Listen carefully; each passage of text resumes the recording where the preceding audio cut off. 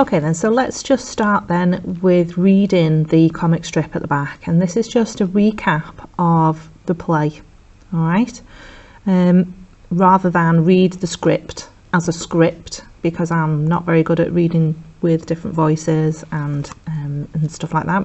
There's only me, so this is a really good way of having a look at the story. So if we look here, we've got Act 1. And it says the story begins with a preview of the ending. So this is a flashback. So if you can see there, we've got Mrs. Johnstone saying no, and she's singing. And the narrator here, it says, spoiler alert, this is a story about twins who die, and read on to find out why. So then it goes more than 20 years earlier, goes to the beginning of the play. So Mrs. Johnstone is singing, I've got 7 kids and I'm up the duff again. My husband is scarpered, so life's pretty rotten. And the narrator is dressed as the milkman, and he says, shut it, love, and pay your milk bill. So this shows that she's in the lower classes. She's got a large family. She's hardly got any money coming in, and you can tell that because the milkman is asking for the money. She can't pay a milk bill. So Mrs. Johnson goes to clean Mrs. Lyons' house. So Mrs. Lyons is saying, my house is so big and grand, if only I could have children. And then Mrs. Johnson says, I can't stop having them. I've got another bun in the oven, but I can just about cope. Get those new shoes off the table. So this tells Mrs. Lyons that Mrs. Johnstone is superstitious, and she thinks it's twaddle. But she's going to take advantage of that superstition. So Mrs. Johnson goes to the hospital, and the doctor says, great news, you're having twins. And she thinks, oh, nuts. And again, the narrator is dressed as the doctor. So back at Mrs. Lyons' house, so Mrs. Johnstone is sobbing. She's upset. How on earth will I cope with twins? And Mrs. L, we'll call her, she's singing, so she says, well, you could give one to me. He'd eat caviar off gold plates and have a bike made of stars and wear clothes woven by magic elves. So this is what she's fantasising about. Well, I suppose, maybe, Mrs. Johnson says, Mrs. J. And then Mrs. L says, great. Handily, I always keep a Bible on me. Let's make this official, and no one else can ever know, even my husband. So she's taken advantage of Mrs. J's superstitions. So 5 months later, she says, Cooey, we're repossessing your stuff. So Mrs. J is in dire straits. She's getting everything all repossessed. She can't afford anything, and yet she's got these 2 extra babies to feed. And she says to Mrs. L, I want to keep them a bit longer. And Mrs. J says, no, my hubby's back from his 9-month-long business trip soon. Hand the baby over. So a week or so later, Mrs. J goes back to work. Remember, she was cleaning Mrs. L's house. And she says, Mrs. L says, I'm fed up of Mrs. J fussing over our son. Let's fire her. And Mr. Lyon says, oh, all right, dear. And she says, oh, and I need £50 for things.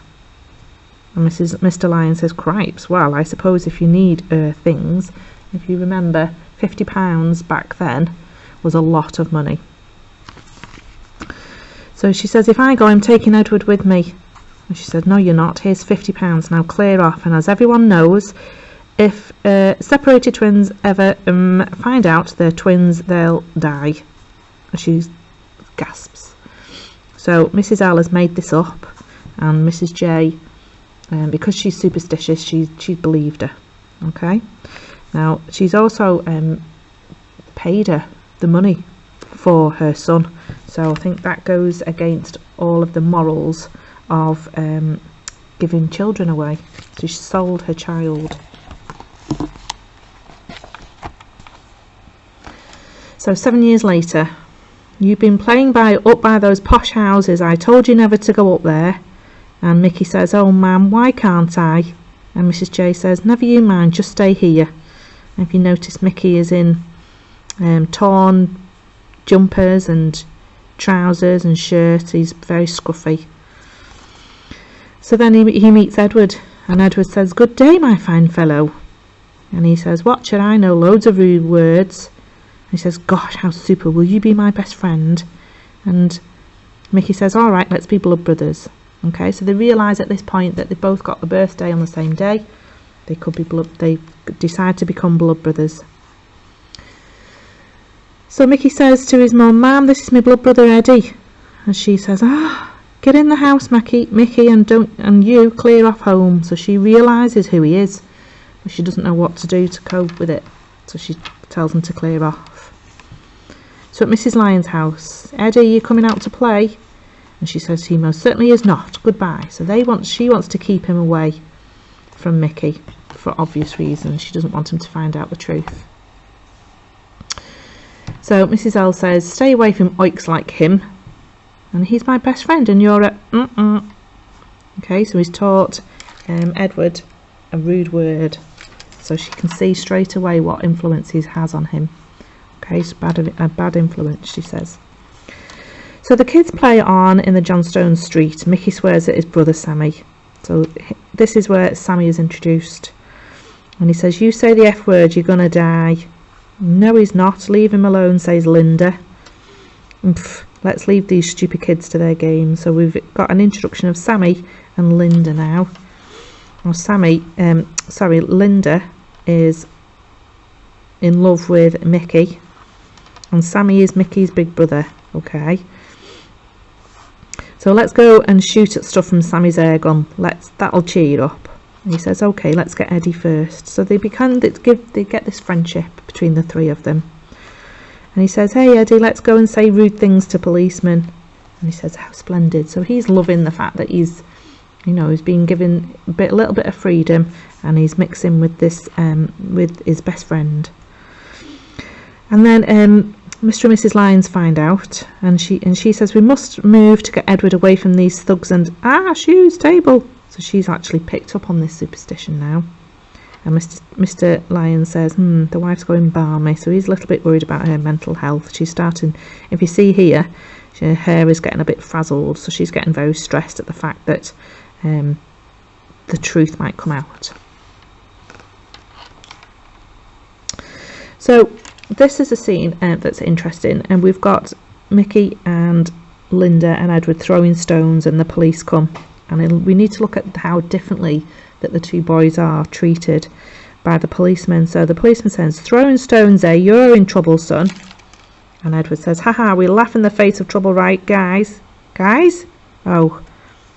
Alright, so they've run off. So here we've got the two ways that the policeman are treating the children, depending on the background. So the policeman says to Mrs. Johnstone, "Keep your no-good brats under control or they'll end up in jail." However, underneath, the police officer says to Mr. Lyons, "It was just a prank, sir." Calls him sir, so he shows him that respect. "But perhaps you should keep the scamp away from those scumbags, sir."